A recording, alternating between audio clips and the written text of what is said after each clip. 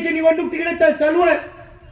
महायुतीची बोलणी सुरू होती, आम्हालाही आमंत्रण होतं आणि काही कारणामुळे युती झाली नाही आणि त्या ठिकाणी काही दोन पक्षांची युती झाली युतीमध्ये, परंतु तरी सुद्धा एकमेकाच्या विरोधामध्ये त्या ठिकाणी उमेदवार टाकले गेले. बरं झालं आम्ही त्याच चिखलातून बाहेर निघालो.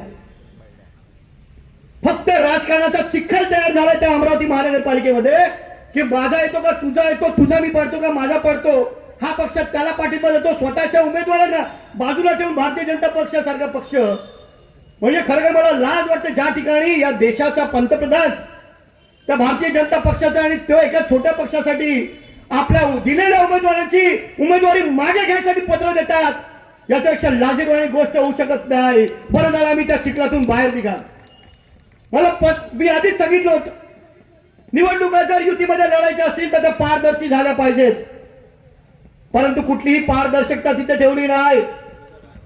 त्या ठिकाणी निवडणुकीत युती करायची, सीट वाटप करून घ्यायचे आणि नंतर त्यांच्या विरोधामध्ये उमेदवार उभे करायचे, राजकारणाचा चिखल करायचा. त्या जनतेला सुद्धा विचार करावा लागतो नक्की मी काय करू.